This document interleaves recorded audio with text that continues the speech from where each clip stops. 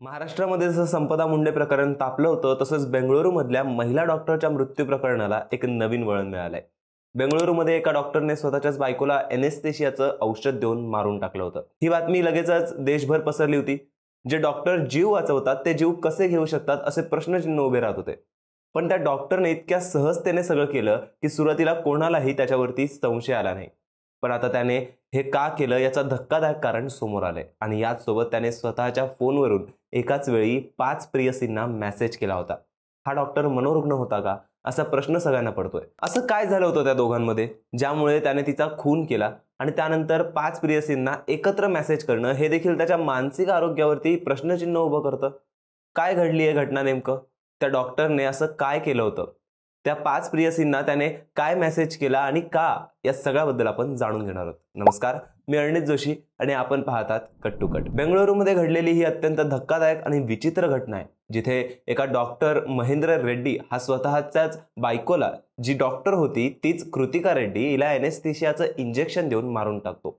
त्यानंतर तिचा नैसर्गिकरित्या मृत्यू झाला असं सगळ्यांना सांगतो। पण ज्यावेळी पोस्टमॉर्टम रिपोर्ट येते तेव्हा जे काही प्रकरण उघडतं त्यामुळे सगळ्यांना धक्का बसतो आणि आता तपासात तर आणखीनच खोल गोष्टींचा विचार करून पोलिसांनी मोठं प्रकरण उघड केलंय। तर झालं असं की महेंद्र रेड्डी आणि कृतिका यांचं लग्न जवळपास 1.5 वर्षापूर्वी झालं होतं। दोघंही डॉक्टरच होते। कृतिका रेड्डी ही सुमारे 29 वर्षाची त्वचारोग तज्ज्ञ डॉक्टर होती, तर महेंद्र रेड्डी GS हा सर्जन म्हणून काम करायचा। दोघेही बेंगळुरूमधील हॉस्पिटलमध्ये कार्यरत होते। सुरुवातीला आनंदाने सगळं सुरळीत चालू होतं, मात्र काही दिवसानंतर त्यांच्यात भांडणं व्हायला सुरुवात झाली। पण एक दिवस कृतिका अचानक घरी आजारी पडली। महेंद्रने पहिल्यांदा तिला गॅस्ट्रिकचा त्रास असल्याचं सांगितलं आणि त्यानंतर सततच्या भांडणाला वैतागून त्याने तू थोडी रिलॅक्स हो असं सांगत तिला एक इंजेक्शन दिलं। तिला वाटलं ते इंजेक्शन झोपेचं असावं, मात्र ते इंजेक्शन होतं प्रोपोफॉल नावाच्या एनेस्थेशिया औषधाचं। थोड्याच वेळात ती बेशुद्ध पडली आणि त्यानंतर तिचा मृत्यू झाला। सुरुवातीला हे मृत्यू नैसर्गिक किंवा अचानक आजारामुळे झाला असल्याचा दाखला त्याने देण्याचा प्रयत्न केला, पण फॉरेन्सिक तपासात औषधाची प्रमाण इतकी जास्त होती की पोलिसांनी लगेचच हत्या म्हणून गुन्हा दाखल केला। महेंद्रच्या वैद्यकीय ज्ञानाचा आणि पत्नीच्या आरोग्यविषयक दुर्बलतेचा चुकीचा वापर केल्याचं पोलिसांना आढळलं। कृतिकाच्या वडिलांनी पोलिसात तक्रार दाखल करताना आपला संशय जावयावरतीच असल्याचं म्हटलं, म्हणून महेंद्रला अटक करण्याआधी तो काही महिन्यांसाठी सापडला नाही। तो फरार झाला होता। पण अखेर 15 ऑक्टोबरला मणिपाल येथे त्याला पकडण्यात आलं आणि यात सगळ्यात धक्कादायक गोष्ट म्हणजे महेंद्रने खून केल्यानंतर लगेचच इतर काही महिलांशी संपर्क साधला। पोलिसांनी तपासात समजलं की त्याने सुमारे 4 ते 5 महिलांशी संबंध ठेवण्याचा प्रयत्न केला होता।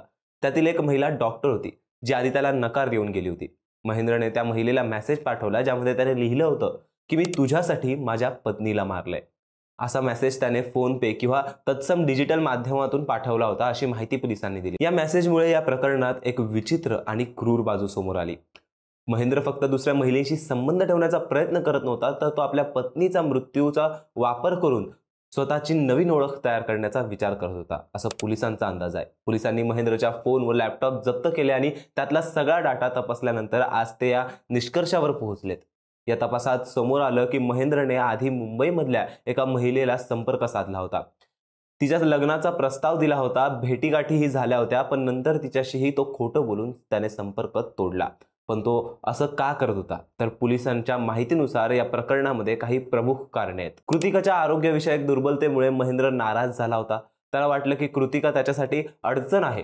लग्नापूर्वी किंवा लग्नानंतर कृतिकाने आपल्या आरोग्यविषयक इतिहास पूर्ण सांगितलेला नव्हता, त्यामुळे महेंद्र त्याच्या मानसिकतेत खिन्नता घेऊन काहीतरी घातक करण्याच्या स्थितीत गेला। या घटनेमुळे एक गोष्ट स्पष्ट होते की शिक्षण, प्रतिष्ठा आणि वैद्यकीय ज्ञान असलेली व्यक्ती ही वैयक्तिक भावना, आवड निवड किंवा मानसिक असंतुलन यामुळे घातक निर्णय घेऊ शकते। महेंद्रने आपल्या वैद्यकीय ज्ञानाचा आणि हॉस्पिटलमध्ये प्रवेशाचा फायदा घेऊन ही गंभीर आणि घातक घटना घडवली। याचा परिणाम म्हणून कृतिकाच्या कुटुंबियांना या घटनेनं मोठा धक्का बसला। तिच्या वडिलांनी सांगितलं की आम्ही आमची मुलगी प्रेमाने आणि विश्वासाने लग्न करून पाठवली होती, पण महेंद्रने तिचं आयुष्यच हिसकावून घेतलं। वैद्यकीय क्षेत्रातील लोकांसाठी देखील हे धक्कादायक आहे, कारण हे दाखवतं की जे लोक जीवन वाचवण्यासाठी शिकतात त्यांच्या स्वतःच्या घरात अशी हिंसक घटना घडू शकते। लग्नाआधी आरोग्यविषयक माहिती किंवा बाकी कोणतीही माहिती लपवणं किती धक्कादायक ठरू शकतं हेही समोर आलं। पोलिसांनी संशय आल्यानंतर पहिले तर अनैसर्गिक मृत्यू म्हणून नोंद केली, नंतर फॉरेन्सिक तपासानंतर हत्या म्हणून गुन्हा दाखल केला महेंद्रला अटक केली गेली आणि त्याची चौकशी सुरू आहे. त्याच्या विरुद्ध हत्या केल्याचा 302 कलमांतर्गत गुन्हा दाखल झाला. तपासादरम्यान महेंद्रच्या घरातून वैद्यकीय साहित्य जप्त करण्यात आलं, जसं की इंजेक्शन, कॅन्युला, औषधं, त्याचा फोन आणि लॅपटॉपमधून मेसेजेस, कॉल्स आणि डिजिटल ट्रेल्स तपासण्यात आले. बेंगळुरूचे पोलीस उपायुक्त सीमंत कुमार सिंग यांनी सदर घटनेबद्दल बोलताना म्हटलं की आतापर्यंत जे पुरावे हाती लागले आहेत त्याच्यावरून हा खून महेंद्रनेच केला असल्याचं कळून येतंय. महेंद्रनेच कृतिकाला औषध दिलं होतं आणि त्याने त्यावेळी अनेक गोष्टी दडवून ठेवल्या होत्या.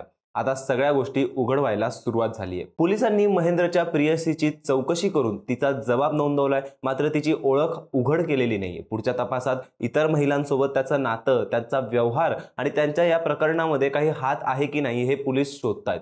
ही घटना खूप धक्कादायक आहे. उत्तम शिक्षण, प्रतिष्ठा आणि वैद्यकीय ज्ञान असलेल्या व्यक्तीने आपल्या ज्ञानाचा दुरुपयोग करून असा गंभीर गुन्हा केला.